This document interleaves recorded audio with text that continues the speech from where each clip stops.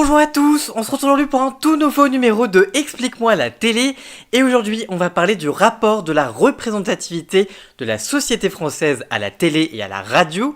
On en parle juste après le générique, c'est parti, générique!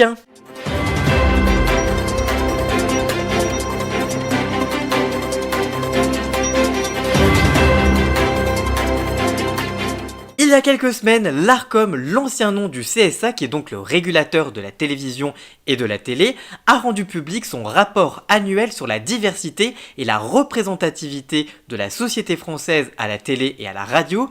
Je vais tenter de décrypter ces près de 140 pages de rapport au mieux comme je le peux.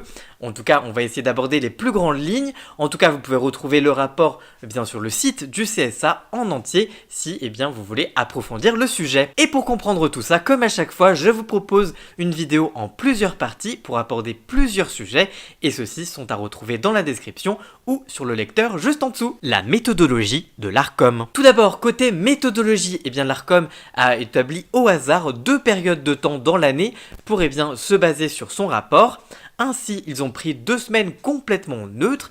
Ainsi, il y a eu d'abord la semaine du 14 au 20 mars 2022, puis du 10 au 16 octobre 2022, sur la tranche horaire la plus importante qui est celle du 17h-23h, ce qui fait un échantillon de 2700 programmes, soit environ 1600 heures de programme. La représentativité selon la couleur de peau. Le rapport révèle déjà que la part de personnes perçues comme non blanches a diminué de cette année par rapport à l'année dernière. Ainsi, on retrouve des niveaux équivalents aux années 2014-2015 avec un taux de représentativité de 15% en 2022. Au sein de cette catégorie, les personnes perçues comme noires sont représentées à hauteur de 45%.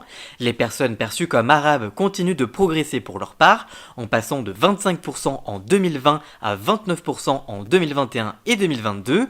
Contrairement aux personnes asiatiques qui, elles, voient leur représentation chuter de 3% et passent ainsi de 12% en 2021 à 9% cette année. La représentation de la communauté asiatique devient critique puisque déjà l'année dernière, elle avait déjà perdu 3 points entre 2020 et 2021. Si les chaînes historiques et de la TNT font un effort au côté divertissement avec près de 21%, ce qui est un bond de 2 points par rapport à la précédente vague, en matière de fiction et de sport, là c'est plus difficile puisque les personnes perçues comme non blanches s'élèvent à 17%, mais c'est surtout les programmes d'information qui enregistrent une moyenne particulièrement faible, toujours autour des 9%, c'est une perte de 1 point par rapport à la précédente vague, et c'est près de 12% pour les magazines et les documentaires. Pour la première fois dans les fictions, les personnes non blanches sont considérées comme des héros à hauteur de 8%, tandis qu'elles sont à 5% pour les personnes blanches. Malgré tout, les personnes perçues comme non blanches tiennent toujours en majorité des rôles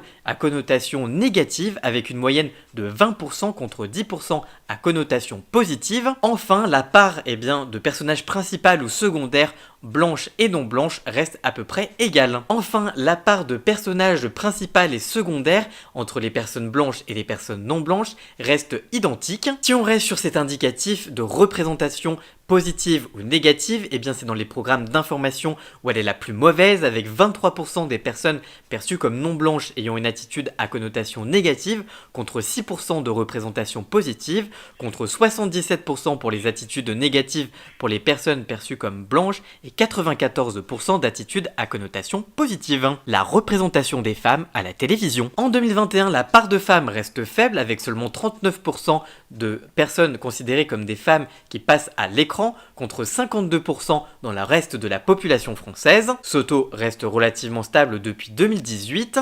Là aussi, la représentation est inégalement répartie puisque les chaînes historiques qui rassemblent le plus de public font office de bon élève avec 42% de moyenne, boosté notamment par M6 qui offre la quasi-parité avec 48,4% des femmes présentes sur son antenne. L'engagement du groupe TF1 reste lui aussi particulièrement fort, notamment avec sa chaîne TFX où la part des femmes atteint 52,4% alors que la moyenne des chaînes de la TNT est de 38%. C'est d'ailleurs la seule chaîne qui respecte la population française. Et une nouvelle fois, c'est les chaînes d'information qui sont le moins représentatives, avec seulement 35% de femmes présentes à l'écran. Par ailleurs, la représentation des femmes à l'écran est marqué par de nombreux autres critères de discrimination.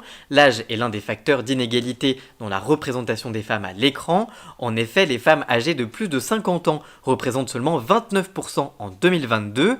Enfin, dans les fictions, les personnes âgées de plus de 50 ans se voient attribuer des rôles secondaires, et encore davantage plus les femmes, avec un niveau de 71% et ne sont héroïnes qu'à 7%, les personnes handicapées, les grands oubliés à la télévision. Enfin, la dernière catégorie mesurée par le rapporteur, c'est les personnes en situation de handicap, et c'est la plus préoccupante, avec seulement 1% de l'antenne qui leur est consacrée, tous les handicaps compris. Toutefois, petite réjouissance si je puis dire, c'est la première fois que la barre du pourcent est passée dans ce rapport. Toutefois, ça reste plus qu'insatisfaisant puisque selon les chiffres de l'INSEE, 12 millions de Français sur 66 millions, soit 20% sont en situation de handicap. Dans une récente enquête menée par l'Union Européenne de Radio-Télévision Alliance des médias de service public, il révèle que la France est le pays où les handicapés sont le moins représentés à la télévision, contrairement aux Britanniques avec près de 8,3% des personnes handicapées qui sont présentes à l'écran. Ce chiffre n'est pas parfait car la méthode de calcul